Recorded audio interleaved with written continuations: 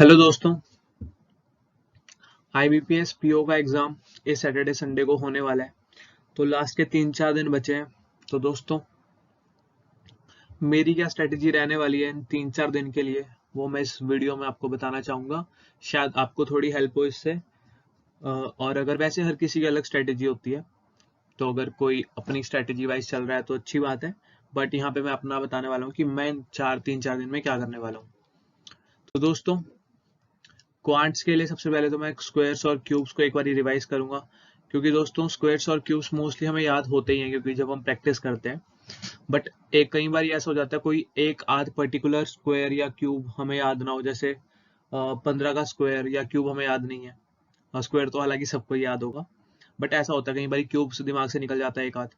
तो उसको एक बार रिवाइज करने से क्या होता है, अगर मतलब हमारी एक पकड़ बन जाती है उस पर, और हम कॉन्फिडेंट भी होते हैं। दूसरा आता है अर्थमेटिक। अर्थमेटिक जो कि टॉपिक वाइज में उनके क्वेश्चन अटेम्प्ट करने वाला हूँ। जैसे कि मान लो प्रॉफिट एंड लॉस है, तो प्रॉफिट एंड लॉस के मैं बहुत सारे टाइप्स के क्वेश्चन अटेम्प्ट करने वाला हूँ। जैसे आपको कहीं भी पीडीएफ मिल जाता है या प्रैक्टिस क्वेश्चन होते हैं टॉपिक वाइज, तो वहां से मैं अर्थमेटिक के अलग अलग चैप्टर्स के टॉपिक क्वेश्चन अटेम्प्ट करूंगा, ताकि मेरी एक रेंज बन जाए एक टॉपिक में, ताकि अगर एग्जाम में मुझे वैसा क्वेश्चन दिख जाए तो मैं कर लूँ उसको अटेम्प्ट।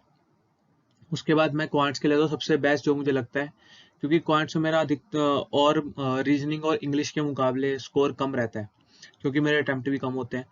तो जो मुझे सबसे बेस्ट पॉसिबल तरीका पता चला है कि सेक्शनल मॉक टेस्ट दो, और जब तक तुम्हारा सेक्शनल मॉक टेस्ट में रैंक इंप्रूव नहीं हो रहा है, तब तक कोशिश करो और अपने देखो कि कहाँ पर तुम्हारा ज़्यादा टाइम कंज्यूम हो रहा है, कहाँ तुम्हारी दिक्कत आ रही है। तो सेक्शनल मॉक टेस्ट पे मैं ज़्यादा फोकस करूंगा। हालांकि मैं पिछले 5-7 दिन से बहुत ज़्यादा सेक्शनल मॉक टेस्ट दे भी रहा हूँ, बट अब आगे भी मैं सेक्शनल मॉक टेस्ट पे ज़्यादा फोकस करूंगा क्वांट्स के। और मॉक टेस्ट को सबसे बड़ी बात अटेम्प्ट करने का तरीका, जो मेरा मॉक टेस्ट अटेम्प्ट करने का तरीका है वो मोस्टली सबका वही होता है। जैसे सबसे पहले हम करेंगे सिंप्लीफिकेशन या अप्रोक्सीमेशन, उसके बाद हम आएंगे सीरीज पर, फिर चाहे वो नंबर सीरीज हो, रॉन्ग सीरीज हो, मिसिंग हो या रॉन्ग हो, और उसके बाद हम आएंगे क्वाड्रेटिक पर, उसके बाद हम आएंगे डीआई पर। डीआई में से भी वो डीआई करेंगे जो सबसे आसान लगे। जो कई लोगों को कोई टाइप की डीआई आसान लगती है, कहीं को किसी और टाइप की डीआई आसान लगती है। तो सबसे पहले देखेंगे हमें डीआई कौन सी सबसे आसान लगती है, उसको करेंगे। जो मेरा तरीका है मेरा ये है कि मैं बार ग्राफ वगैरह को पहले प्रेफरेंस देता हूँ और कैसलेट को सबसे लास्ट में छेड़ता हूँ, और उसके बाद अर्थमेटिक के क्वेश्चंस। तो अर्थमेटिक के क्वेश्चंस तो करने ही सबसे लास्ट में है। तो ये मेरा ऑर्डर रहने वाला है। और उसके बाद अगर मैं मॉक दे रहा हूँ तो मैं कोशिश करता हूँ कि मैं देखूँ अपना कहाँ वीक एरियाज रह रहा है, या किस क्वेश्चन में मुझे बहुत टाइम लग रहा है सॉल्व करने में। तो उनको मैं एक बारी देखता हूँ कि कहाँ मतलब मेरा ज़्यादा टाइम कंज्यूम हो रहा है, ताकि अगली बारी वहाँ टाइम ज़्यादा कंज्यूम मत हो। उसके बाद रीजनिंग में हालांकि मेरा स्कोर ठीक रहता है, बट कई बार ऐसा होता है कि पीओ में जो रीजनिंग आती है पीओ एग्जाम में, तो उसमें कम अटेम्प्ट होते हैं। क्योंकि मेरे से कई बार ऐसा होता है जब अच्छे लेवल का मॉक टेस्ट आता है तो मेरे से 24-25 ही अटेम्प्ट होते हैं, कई बार रीजनिंग में कई बार 30-35 तक भी हो जाते हैं। बट ये डिपेंड करता है डिफिकल्टी पर।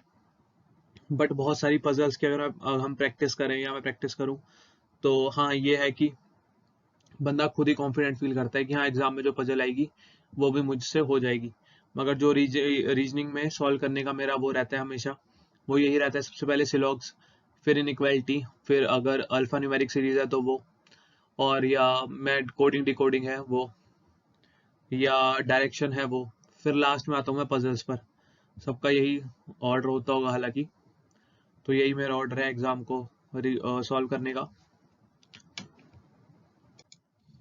उसके बाद आते हैं जो जो मैं डेली कर रहा हूँ पिछले कुछ दिनों से भी, और आगे भी करूंगा, कि 2-3 mock test, complete mock test देने हैं डेली के। ये तो मतलब 2 तो देने ही हैं जो मर्जी हो जाए। उसके बाद अपना स्कोर देखना है कि बढ़ रहा है क्या हो रहा है, स्टक तो नहीं हो रहा, क्या दिक्कत कहाँ हो रही है, तो उसको थोड़ा देखता हूँ। उसके हिसाब से कोशिश करता हूँ कि अगले में और अच्छा स्कोर आए, अगले में और अच्छा स्कोर आए। बाकी संडे को एग्जाम है ही, तो सबको ऑल द बेस्ट।